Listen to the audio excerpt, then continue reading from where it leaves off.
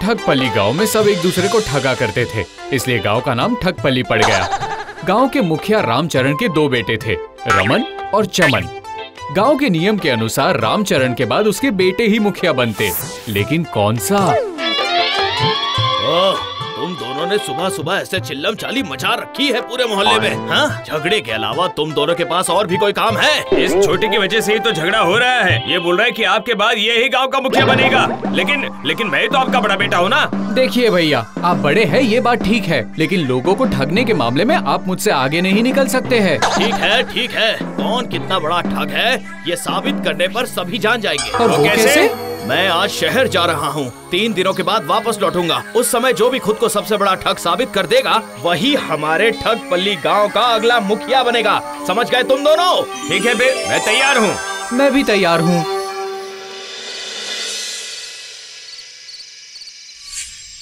समझी भाग्यवान, कल सुबह कौवे के बोलते ही मैं काम के लिए निकल जाऊंगा। अच्छा जी। अच्छा तो बोल दिया तुमने, लेकिन मैं क्या बोल रहा हूँ वो समझी क्या? हाँ जी, सुबह जब कौवे काऊ काऊ करते हैं आप उसी समय जाएंगे। अगर कल सुबह कौवों ने काऊ काऊ नहीं किया तो फिर क्या होगा? क्या? ऊपर वाले, इस बेवकूफ औरत का मैं क्या करूँ? कुछ नहीं होगा, तुम अभी सो जाओ। जाओ। अगले दिन सुबह चमन घर से दूसरे गांव जाने के लिए निकल जाता है और उसके पीछे छिप छिप कर रमन भी चल पड़ता है और वो शांति नाम की एक औरत के घर पहुंच जाता है। चमन की नजर शांति के घर के आंगन में रखी हुई चावल की बोरी पर पड़ती है। मंजी, आप घर पर ही हो ना? तुम कौन हो बेटा? अरे बताता हूँ, मेरा नाम धर्मवीर है। ओह, मेरा तो कोई अपना सगा संबंधी नहीं है बेटा। फिर तुम्हें किसने भेजा? आपके पति ने मुझे यहाँ पर भेजा है। कितना खोजने के बाद आपके घर पहुँच पाया हूँ, क्या बताऊँ आपको। हाँ, बूढ़ी औरत के साथ मजाक करते हुए शर्म नहीं आती? वो तो कब के ऊपर चले गए हैं और मुझे अकेला छोड़ गए। क्या मुसीबत है, मैं भला क्यों मजाक करूँगा, मैं तो वहीं से आ रहा हूँ। क्या ऊपर से? अरे हाँ माँ जी, हाँ, आपके पति वहाँ बहुत तकलीफ में है माँ जी। उन्होंने कहा कि मेरे घर के आंगन में चावल की ढेर सारी बोरियां रखी हुई हैं, उनमें से एक चावल की बोरी लिया ताकि मैं उन्हें खाकर जिंदा रह सकूं। हाय हाय हाय हाय, ऊपर उन्हें भूख लगी है और मुझे पता भी नहीं। ले जाओ बेटा, जितना मन करे उतना सब लेकर जाओ। ठीक है, तो चावल की बोरियां कहाँ है बताइए, मैं लेकर जाता हूँ।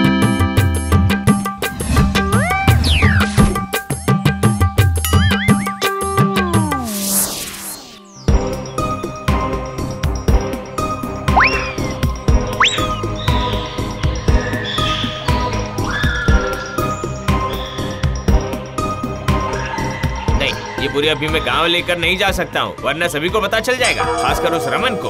उसे मुझे कहीं छुपा कर रखना होगा। हाँ, इसे छुपाना ही अच्छा होगा।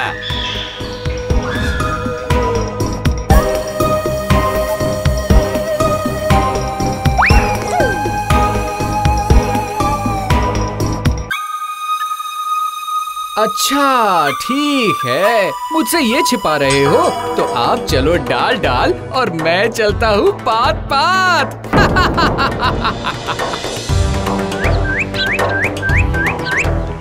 अगले दिन फिर से सुबह चमन निकल पड़ता है और रमन फिर से उसके पीछे चलता है। रास्ते में चमन की नजर एक ग्वाले पर पड़ती है जो एक बाल्टी का दूध छन्नी से छानकर दूसरी बाल्टी में निकाल रहा था। अरे भाई, ये तुम क्या कर रहे हो? अरे क्या बताओ भाई, दूध की बाल्टी में बारिश का पानी गिर गया है, इसलिए छन्नी से जरा अच्छी तरह से दूध को छान। अरे वाह, ये तो बड़ा बेवकूफ निकला। वैसे तुम्हारा नाम क्या है बताओ? अरे भाई, मैं माधव ग्वाले का बेटा हूँ, रामू ग्वाला। मेरे पिता चल बसे, उनके स्वर्गवास के बाद उनके दूध का धंधा मैं ही तो संभाल रहा हूँ भाई। संभाल रहे हो या बर्बाद कर रहे हो, क्या पता है। मैं कुछ समझा नहीं भाई। बताता हूँ, मैं स्वर्ग का सेवक हूँ, धर्मवीर। तुम्हारे पिता मुझे आकर बता रहे थे कि उनके घर में बहुत सारी गायें हैं, लेकिन उन्हें वहाँ ताज़ा दूध पीने के लिए नहीं मिलता है। बड़ी दुविधा है। ये आप क्या बोल रहे हैं? हाय हाय हाय हाय हाय हाय हाय, पिताजी पिताजी पिताजी। इसीलिए मैंने उनसे कहा कि मैं ही आपके बेटे से आपके लिए गाय मांग कर ले आता हूँ। तुम्हें देने में कोई परेशानी तो नहीं है ना? आप भी कैसी बातें कर रहे हो भाई? मरने के बाद भी पिता की सेवा करने का मौका क्या किसी को मिलता है? मैं तो सौभाग्यशाली हूँ जो मुझे ये मौका मिल रहा है भाई। आप मेरी सबसे ज्यादा दूध देने वाली गाय ले जाएं, ले जाएं, ले जाएं। मेरे पिताजी तो बहुत ज्यादा खुश हो जाएंगे। खुश तो जरूर होंगे, लेकिन तुम्हारे नहीं, मेरे पिताजी है।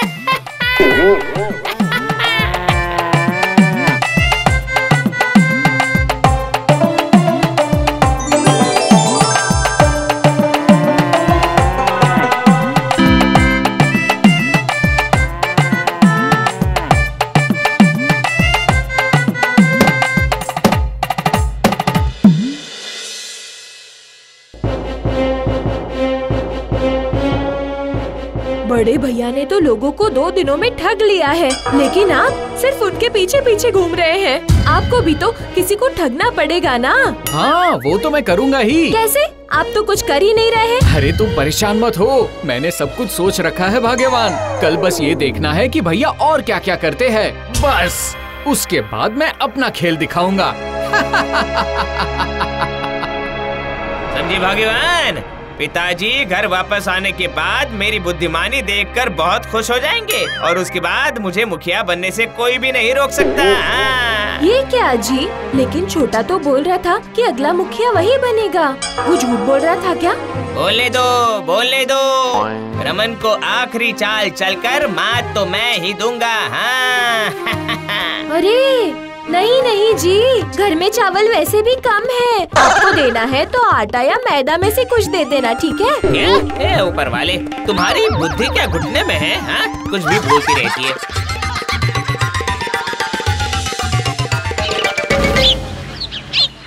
अगले दिन होते ही चमन कालू महाजन के घर जाने निकल पड़ता है और वहाँ जाकर देखता है कि महाजन की पत्नी बगीचे में एक गड्ढा खोदकर उसमें पानी डाल रही थी।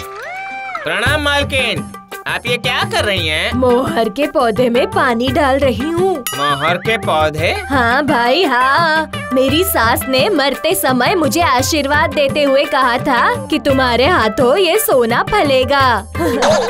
इसीलिए मैंने कुछ मोहर मिट्टी में गाड़ दिए हैं और उन्हें रोज पानी देती हूँ। अरे बाप रे, ये तो मेरी पत्नी से भी ज्यादा बेवकूफ है। वाह वाह वाह वाह वाह। मैं उनके पास जाकर माँ जी को ये बात बताऊंगा। हाँ, वो बहुत खुश हो जाएंगी। ये क्या बोल रहे हो भाई? वो तो कब से ऊपर चली गई है। मैं भी तो ऊपर से ही आया हूँ। मेरा नाम धर्मवीर है। आपकी सासू माँ ने ही तो मुझे भेजा है। अच्छा, सच में क्या? वो अभी कैसी है? हाँ, उनके जोड़ों का दर्द तो ठीक हो गया है ना? बताओ बताओ। जोड़ों के दर्द की वजह से उन्हें बहुत तकलीफ हो रही है। वो अब पैरों से चल भी नहीं पा रही है। अरे बाप रे, माँ जी, अब मैं क्या करूँ बताओ? अगर एक बैलगाड़ी मिल जाती तो ऊपर जाकर वैद्य जी के पास उनका इलाज करवा देता। और क्या, बाकी कुछ नहीं। अरे बाप रे, इसमें कौन सी बड़ी बात है? हमारे घर में तो बहुत सारी बैलगाड़ियाँ हैं।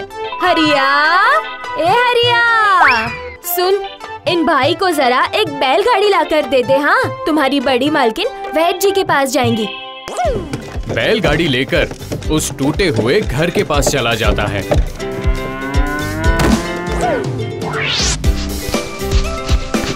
बैलगाड़ी में वो दूसरी गाय को बांध देता है और उस पर चावल की बोरी रखकर घर के लिए रवाना हो जाता है।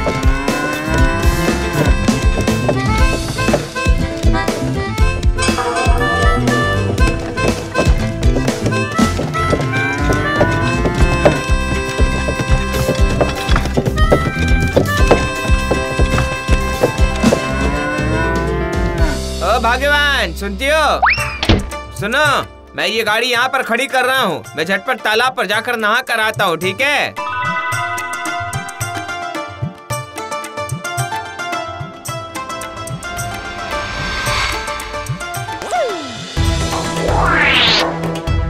भैया कहाँ हैं? उनसे जरूरी काम है। क्या हो गया? इतना हाफ क्यों रहे हो? अरे ऊपर वाले का भेजा हुआ दूत आया है, पूरे साल भर का राशन लेने के लिए बोला है। भैया ने आपको कुछ बताया नहीं?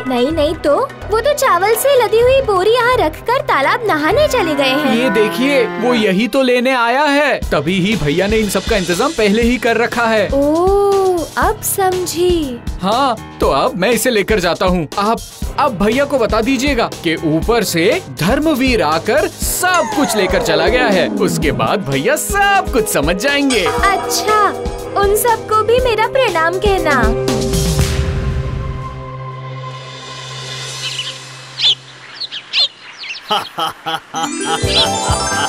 चमन, मैं तो तुम्हारी बुद्धि की जितनी तारीफ करूं उतनी कम होगी बेटा। ये क्या पिताजी, आपके छोटे बेटे ने इतना गलत काम किया और आप उसकी तारीफ कर रहे हैं? ये अच्छी बात नहीं है। देखो चमन, बात सही और गलत की बिल्कुल भी नहीं है बेटा। लोगों को ठगना बुद्धि का काम है। तुमने 3 लोगों को अलग अलग ठग कर अच्छा काम किया है, लेकिन तुम्हारे जैसे बुद्धिमान ठग को जो ठग सकता है वो तो तुमसे भी बड़ा ठग हुआ ना। ये तो तुम्हें मानना ही पड़ेगा। क्यों, बोलो बेटा। समझे भैया, इसे ही कहते हैं ना कि 100 सुनार की और 1 लुहार की।